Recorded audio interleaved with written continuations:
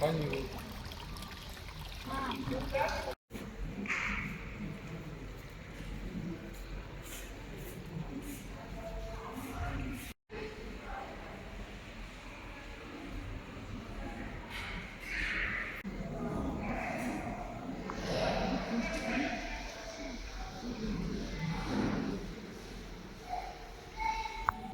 Ну что ж, добро пожаловать в город Тында, Амурская область, столица БАМа, Байкало-Амурской магистрали.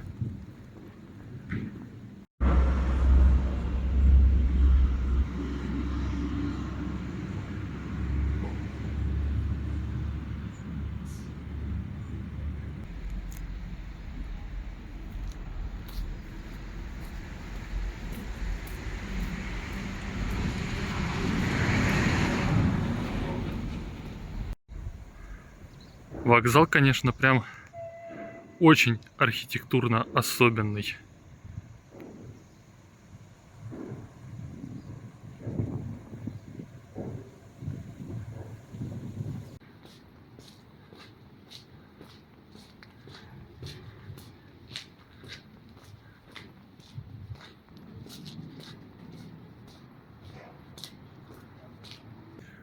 Город с 1975 года под названием Тында, а до этого с 1917 года поселок Тындинский. Название происходит от одноименной реки Тында, на которой стоит этот город.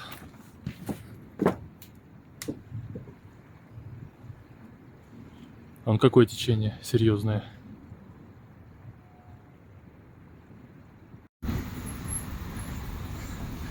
Иду от вокзала, а за забором городской парк.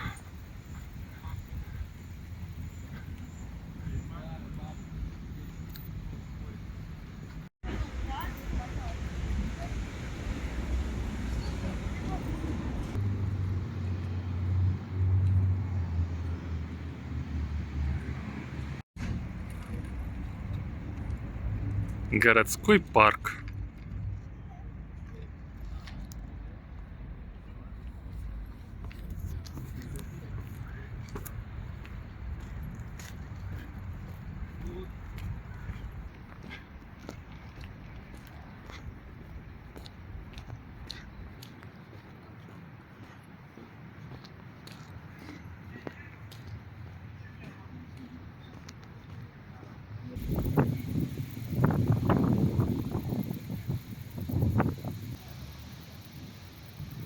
Иисус Христос.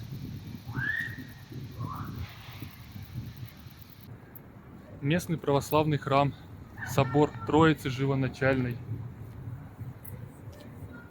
А здесь же как раз во дворе находится статуя Иисуса Христа.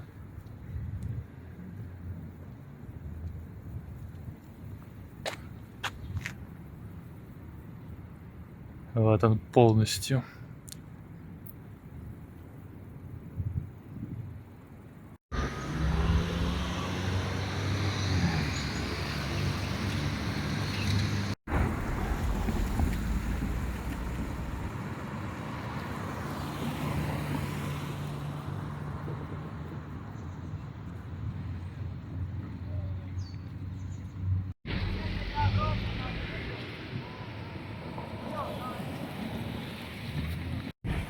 Вот мы с вами видели Иисуса Христа, а вот это Богородица.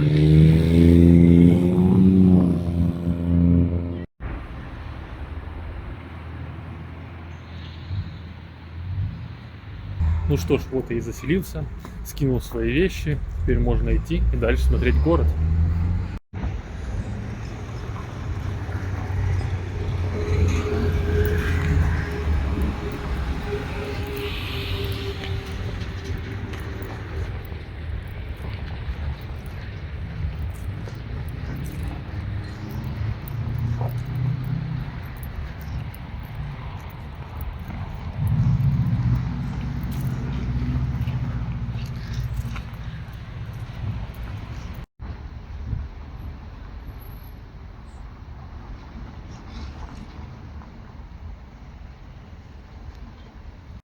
Когда был в Тынде, то как раз попал на разгар работ по ремонту дорог, в том числе и улиц Красная Пресня и участок федеральной трассы А-360. Автомобильный мост через реку Тында ремонтируют вовсю. Вон какая бурная река.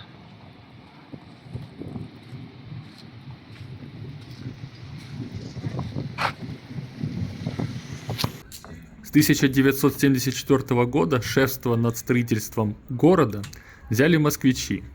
Они хотели сделать город в некотором роде филиалом Москвы. Так тут появилась Красная Пресня, свой Арбат, микрорайон Сокольники, кинотеатр Зарядье.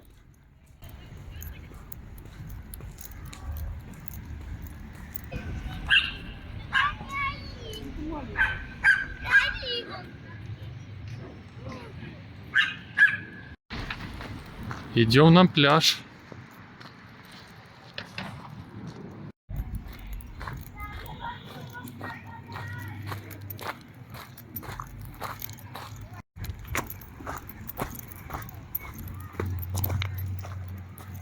Вот это, конечно, течение.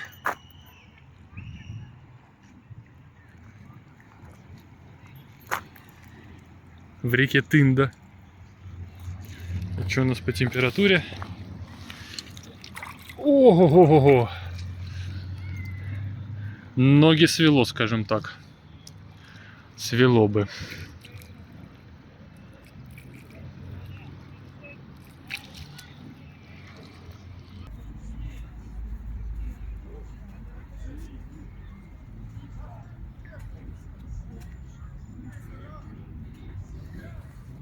Местный пляж. А купание запрещено. Такой обустроенный. Детская площадка. Лежаки. Там вот дальше беседочки, музыка играет. Жить можно.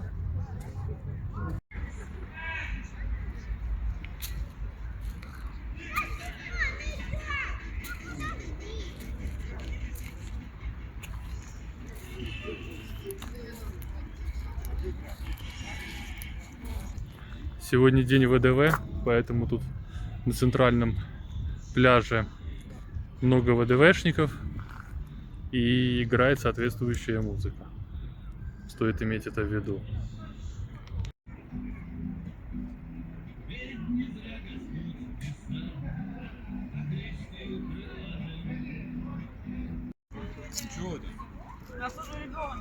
Пообщались?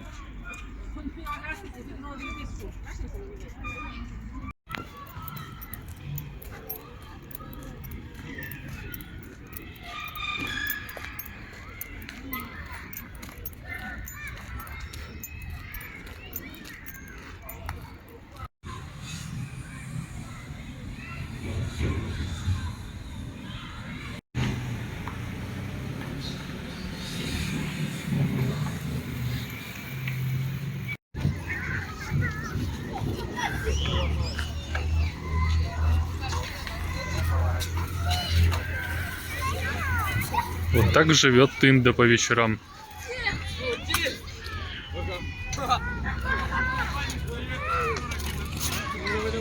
Проезжай, пусть оставляет следы.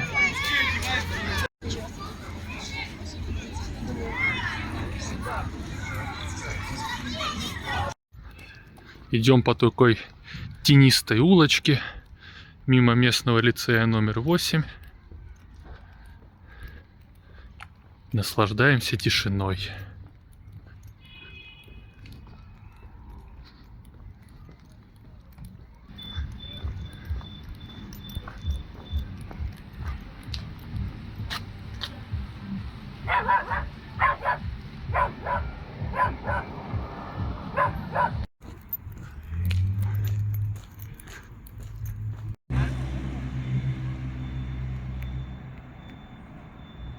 И везде у нас бам. Бам-бам-бам.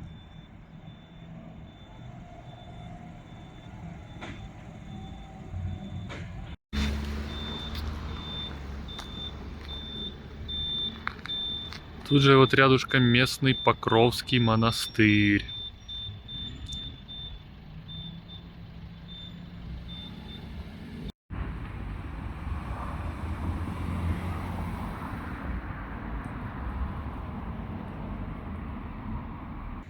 Памятник мостостроителям.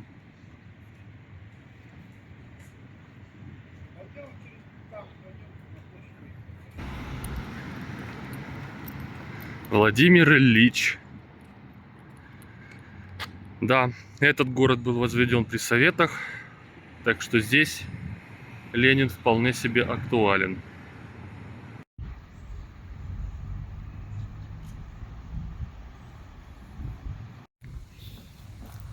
Вот мы все ходим, видим там БАМ, Байкало-Амурская магистраль и все такое прочее. И вообще Тында, столица БАМа, да? Что же из себя представляет таки Байкало-Амурская магистраль? А, Байкало-Амурская магистраль представляет из себя железную дорогу протяженностью порядка 4300 километров. Начинается от города Тайшет Иркутской области и заканчивается на берегу Тихого океана в районе Советской гавани, Хабаровский край. Изначально эта дорога начала строиться еще даже до войны, но Великая Отечественная война помешала, и даже часть железной дороги была разобрана для нужд фронта. И в частности, например, из железнодорожных путей была построена рокадная дорога к осажденному Сталинграду. До 1974 года как-то об БАМе и забыли немного, но накаляются отношения с Китаем, а Транссибирская магистраль, как известно, находится достаточно близко к границе. Поэтому было принято решение строить БАМ опять. И с 1974 года БАМ объявляется всесоюзной комсомольской стройкой. Вот так и начался БАМ. Сейчас же БАМ расширяется вовсю, строятся разъезды, вторые пути. Может быть, когда-нибудь даже полностью под электрическую тягу подведут, но это не факт. Сейчас же он по большей части однопутный и на тепловозной тяге, но есть и участок на электрической тяге переменного тока. Поскольку мы находимся в столице БАМа, то здесь, естественно, есть музей истории Байкало-Амурской магистрали, который сейчас мы и посмотрим. Стоит особенно уточнить, что разные участки современного БАМа строились в совершенно разное время. В довоенное время строительство велось силами БАМ-Лага. Участок от Комсомольской на Амуре до Советской гавани был сдан в 1945 году, строительство номер 500 по указу Сталина. По участку от Тайшета до Усть-Кута первый поезд прошел в 1951 году, в постоянную эксплуатацию сдан в 1958 году. И только в 1967 году вышло постановление о возобновлении проектно-изыскательных работ и выделении средств на строительство железной дороги Усть-Кут-Комсомольск-на-Амуре протяженностью 3145 км, второго пути Тайшет-Усть-Кут, линии БАМ-Тында и Тында-Беркакит. И только в 1974 году БАМ был объявлен всесоюзной ударной комсомольской стройкой. Основной участок БАМа строился с двух сторон, навстречу друг другу. Западный участок строили гражданские вольнонаемные, а восточный – военные. 29 сентября 1984 года состоялась встреча бригад Александра Бондаря и Ивана Варшавского на разъезде Балбухта. 1 октября 1984 года на линии Куанда было торжественно уложено золотое звено.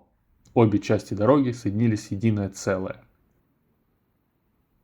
БАМ стал самым дорогим инфраструктурным проектом в истории СССР.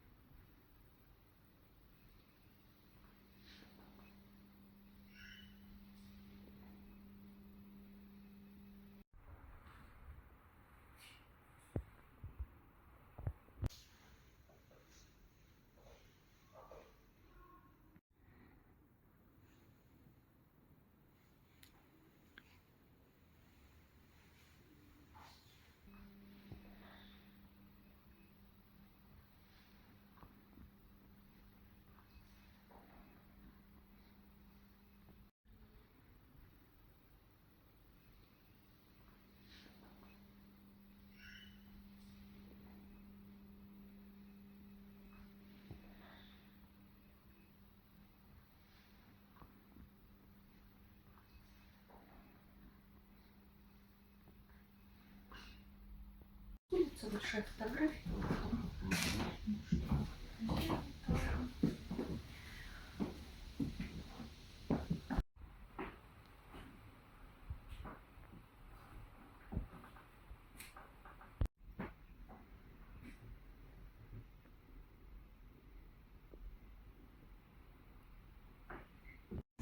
Фотографии.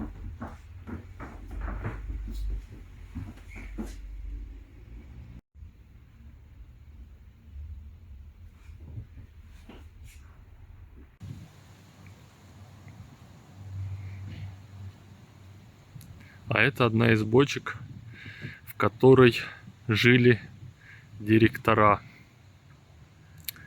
по строительству БАМа. Бочки эти сделаны из железнодорожных бочек, но внутри обустроены 4 кровати, была кухня, был душ. По тем временам считалось прям элитным жильем. Вот, а за решетками окна.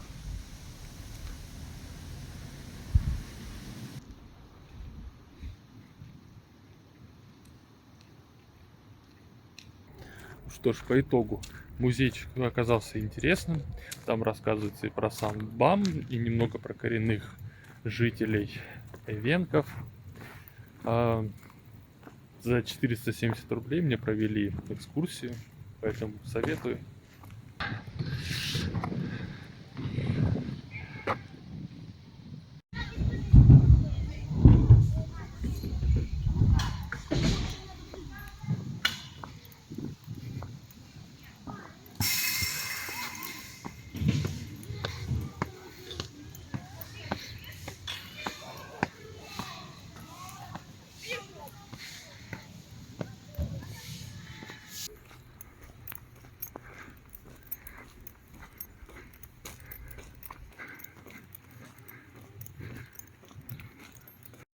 Дикая малина.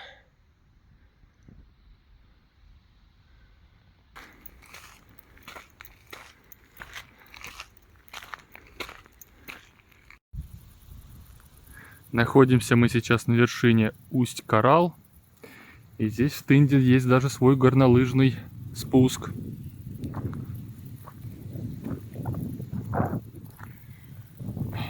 В целом весь город Тында окружен сопками. То есть с этой стороны сопки, с той стороны сопки. Такая география. И поэтому его удачное местоположение заключается в том, что он находится еще и в низине.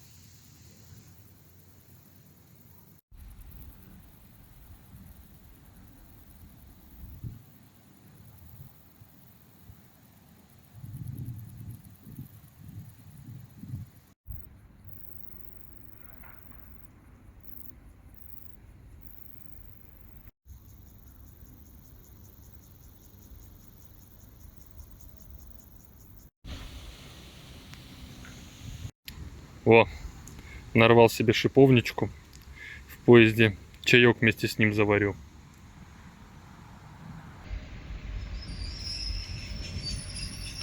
Вот такая прекрасная девушка-магистраль.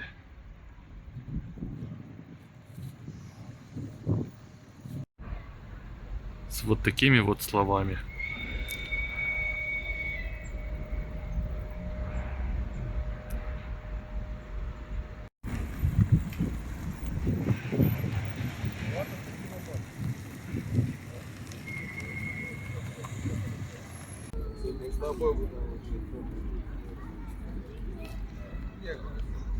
Ну что ж, что можно сказать о городе Тында? Город молодой. Началось его активное строительство только в середине 70-х. И главным предприятием градообразующим была и есть железная дорога. Были попытки построить и запустить другие предприятия, но тут случился развал Советского Союза. Изначально город планировался по генеральному плану как с населением в 100 тысяч человек. И к этому даже, если посмотреть сам город, есть все предпосылки. Широкие улицы, они прям непропорционально широкие к тому потоку машин, который есть сейчас. В итоге Пиковым значением было около 70 тысяч в конце 80-х, в самом начале 90-х. А потом случился вышеупомянутый развал Союза. В данный момент население Тынды составляет примерно 33 тысячи человек, что составляет около половины максимума зафиксированного.